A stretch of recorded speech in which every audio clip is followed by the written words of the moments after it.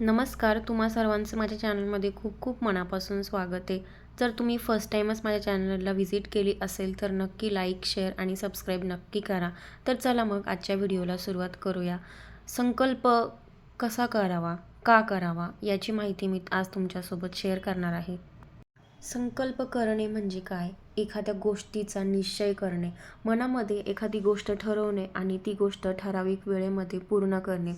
तर असं जेव्हा आपण एखादी सेवा करतो किंवा आपण एखाद्या सेवेला सुरुवात करतो, एखाद्या पारायणाला सुरुवात करतो, तर आपण जेव्हा ते संकल्पयुक्त करतो, तर तेव्हा आपल्याला त्या सेवेचं फळ हे त्याच्या 10 पट जास्त मिळत असतं. कारण की जेव्हा आपण संकल्प करतो ना, तर तेव्हा आपण कुठंतरी देवाला पण आपण बांधलेलं असतो आणि खरं तर आपण आपल्या स्वतःलाच बांधलेलं असतो. कारण की देव हा तिसरं कुठे नसून माणसामध्येच देव आहे, हे आपल्या सगळ्यांना माहिती आहे.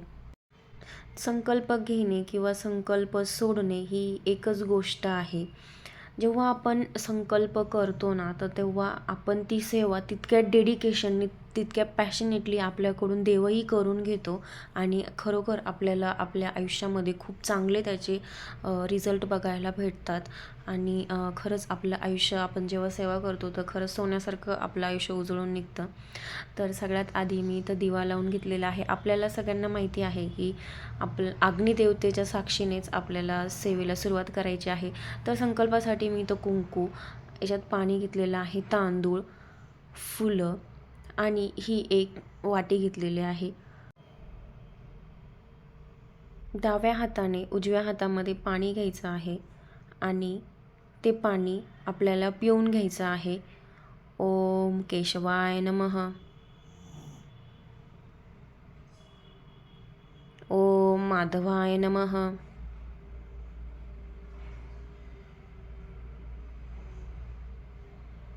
ओम नारायणाय नमः. तर याला म्हणतात आचमन करणे. तर आचमन केल्याच्या नंतर आपल्याला हातामध्ये तांदूळ घ्यायचे आहे. त्याच्यानंतर फुलं घ्यायचं आहे. हळदी कुंकू वाहून घ्यायचं आहे.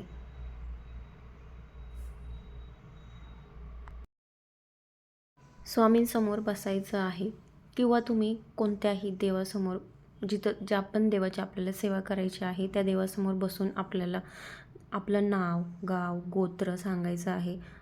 गोत्र माहीत नसल्यास काश्यप गोत्र सांगायचं आहे आणि त्याच्यानंतर मनातली जी पण काही इच्छा आहे ती आपल्याला देवाला बोलून दाखवायची आहे की ही माझी इच्छा आहे. याच्यासाठी मी संकल्पयुक्त ह्या सेवेला आजपासून सुरुवात करते आहे असं म्हणून आपल्याला संकल्प त्या वाटीमध्ये सोडून द्यायचा आहे.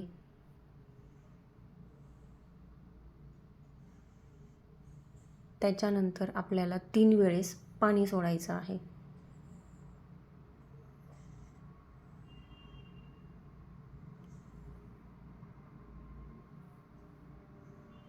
जेव्हा आपण संकल्पयुक्त सेवा करतो ना, तर तेव्हा खरंच ती सेवा आपल्याकडून स्वामी महाराज नक्की करून घेतात किंवा ज्या पण देवाला तुम्ही मानत असाल तो देव नक्कीच तुमच्याकडून ती सगळी सेवा नक्की निर्विघ्नपणे पार पडते, याच्यामध्ये काही शंकाच नाही.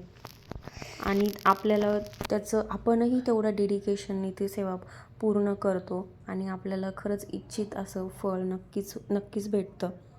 तर छोटासा व्हिडिओ होता, छोटीशी माहिती होती जी मला तुमच्यासोबत शेअर करायची होती. जर व्हिडिओ आवडला तर नक्की लाईक, शेअर आणि सबस्क्राईब करा. थँक्यू.